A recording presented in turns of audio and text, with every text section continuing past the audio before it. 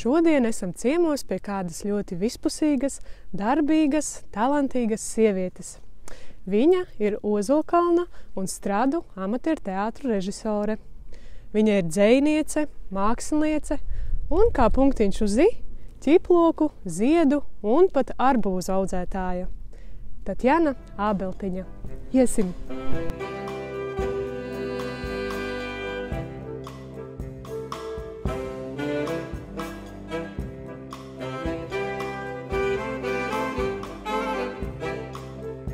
Labrīt, Taņa! Labrīt, Ieva! Šodien esam ciemos pie tevis. Tu esi mūs jauki sagaidījusi, jau no rīta paša uzcepusi ruleti. Braucām pie tevis, dzirdējām suņurējas. Nācām iekšā, mūs sagaidīja liels varens suns. Kāds sunim vārds? Rokis. Jā, un tad nācām dziļāk un bija arī kaķis, ir kaķis. Un es saprotu, tev vairāki kaķi. Mums ir 3 kaķi un principā visi ir izglābti no likstām. Pastāsti, no kurienes tu nāc? Dzimusi esmu Lizumā, augusi arī, un, kad bija jaunieti, tad pārvācos dzīvot uz Druvienu. Druvienā piedzima bērni, pēc 15 gadu dzīves Druvienā pārvācos uz Gulbeni.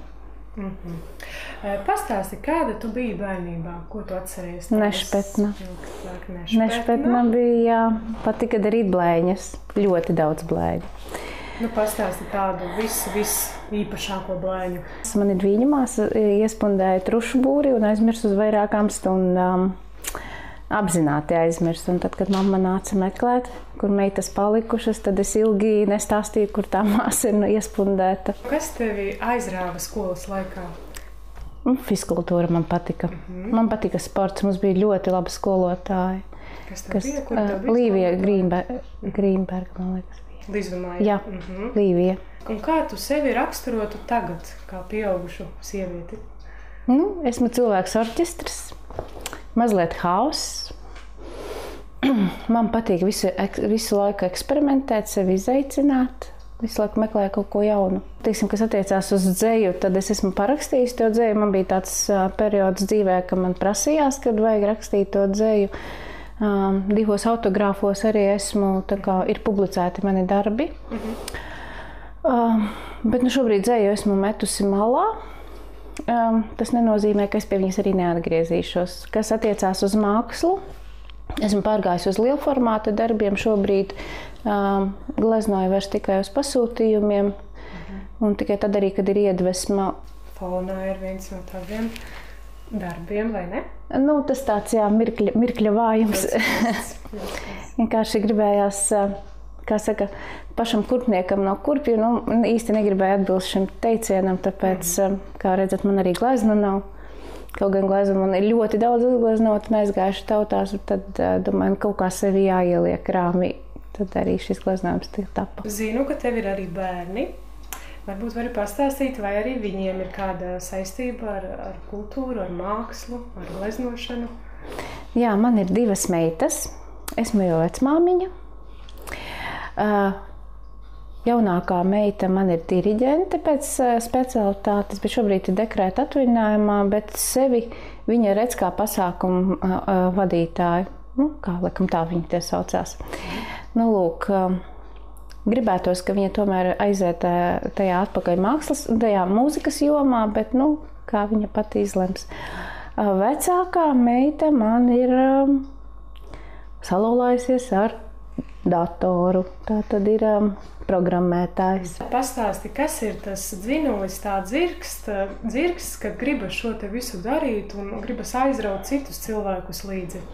Laikam jau tā pelēkā ikdiena, kas ir mūsos visos, jo principā man patīk krāsas, kaut gan pat es bieži neesmu krāsaina, bet man patīk radīt apkārt sev krāsu, dažādību. Un kur tu smeli iedvesmu savām tik dažādajām radošajām izpausmēm? Jo viņas tiešām ir daudz.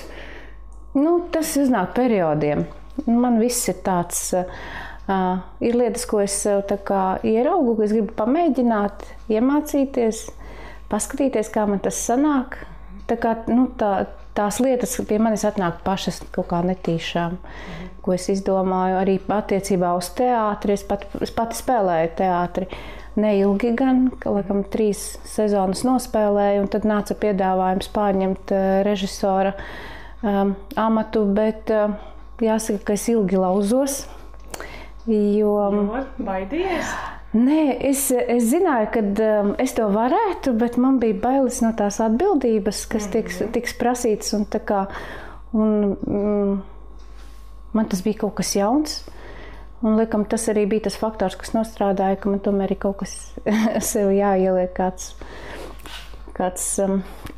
izaicinājums. Tas bija kaut kas jauns, jā. Šobrīd es sev esmu izaicinājis ar teātri, jau kādus 3 gadus pie šī te kārtīgi strādāju, daudz mācos, skatos video, meistarklases, ļoti daudz skatos, teiksim tā neformāli mācos. Meklēju visādus interesantus risinājumus, gan sevis attīstībā, gan režisora, gan scenogrāfiskos risinājumos. Jā, šobrīd man ir 2 amatieru teātri, ar kuriem es tā esmu atdevusies, kā saka, līdz pat mielēm. Tie ir Viesistaba un Spēlmaņi. Un, jā, kolektīvi man ir ļoti labi. Domāju, ka sasniegumi mums arī ir labi. Tā kā.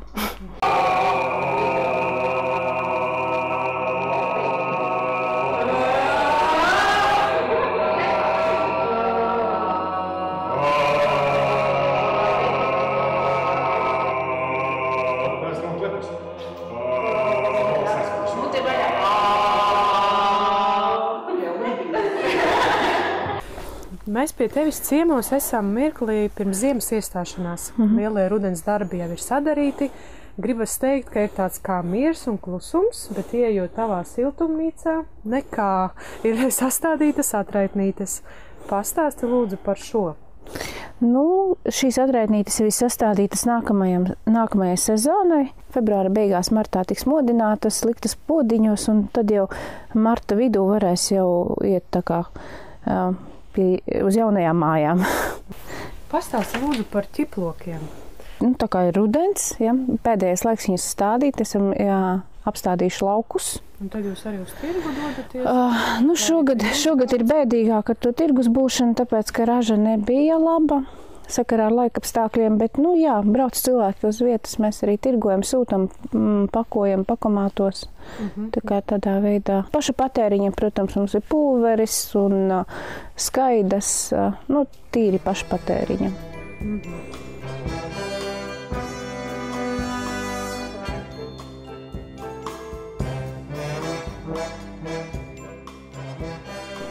Ieva, mēs esam Litenes muižā. Un fonā ir viens no maniem sienas gleznojumiem, kas ir tapis projekta ietveros. Šis nav lielākais, jo lielākais sienas gleznojums ir apmēram 500 kvadrātmetru liels, kas tapa 4 mēnešu garumā. Šim termiņš bija 2,5 mēneši. Tieši konkrēti šis skats tika pasūtīts no Litenes pagasta puses. Viņa ideja bija, kad jāpārnes tējas namiņš telpās, lai būtu tā mūžīgā vasara. Bet te tiešām ir tā sajūta ienākot, tāds skaists un vasarīgs mirklis. Un tā kā žargonā saka, tā feature bija tieši tā dimensiju gleznošana, ieviešot dimensionālus priekšmetus telpā. Tieši šie 3D priekšmeti ļāva mums izpausties un paplašināt to telpu gan ar griestiem, gan ar grīdas jaunu veidu, tā kā atjaunošanu. Un tāpēc arī tējas namiņš nav vienkārši uzgleznots, bet viņš ir dimensijā tātad gan veidots, gan arī piegleznots klāts. Šie 3D elementi, gan arī akmeņi, gan arī perspektīvas gleznojumi un soliņi tika pārnesti no āras iekšā. Tā kā tā feature, tā 3 dimensiju plakne. Tu minēji, ka ir arī citi darbi. Varbūt var pastāstīt par tiem vērienīgākajiem un lielākajiem. Vislielākais ir tepat Gulbenes novada Galgauskā pie Gžibauska saimniecībā. Tur ir apgleznota gan ferma, Tātad gotiņam ir iespēja skatīties uz mākslu, tur arī bija projekts, un tikai arī administrācijas telpas viņam apgleznotas. Un, protams, ir ļoti daudz arī privātie pasūtītāji, kas sauc uz māju apgleznot, kaut kādus sienas fragmentus, tur vannas istabā vai viesistabā vai guļamistabā ir tādi fragmentāli gleznojumi. Digitālā gleznošana, reklāmu rullīši, filmiņas, arī tas viss ir tavā bagāžā. Jā, tas ir tas jaunākais produkts sev, ko es esmu atklājusi, ka gribu sev attīstīt šīs iemaņas. Daudz ir pamanījuši, ka mums teātrim ir parādījusies tā pievienotā vērtība, interesanti video pieteikumi izrādēm. Jā, tas ir redzams. Ļoti daudz labas atsauksmes ir bijušas, un, protams, arī daudz mācos, arī nepastarpināt, tātad nekur akadēmiski nemācos, bet tīri meistarklasē mācos un eksperimentēju. Un šobrīd sevi arī attīstu digitālā gleznošanā. Un līdtenes mūžā arī taps otra telpa ar digitālo gleznošanas baneru palīdzību. Gribas teikt, kā mums ir paveicies ar tevi, ar to daudzpusīgumu, bet visa tā pamatā tev kā izglītība, šī mākslas izglītība, tu neesi? Nē, tīri pēc sajūtām, kā saka, tauta sota. Jā, nav man šī akadēmiskā gleznošana tīri pēc sajūtām, bet neesmu pārliecināta, ka es arī sevi gribu redzēt akadēmiskā gleznošanas tādā rakursā, jo man kaut kā tīri sajūtās gribētu peldēt.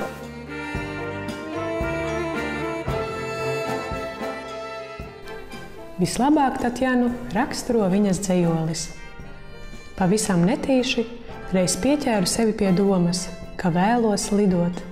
Ne jau vienkārši lidot, bet pacelties tur, augstumā, izplest spārnus un vērot. Vērot, kā mainās laiks, kā mainās pasaule un domas. Tām līdzi sekot uz nekurieni, kur kaisle savies ar naidu, kur neprāts pārņem prātu un liek man vēl augstāk lidot.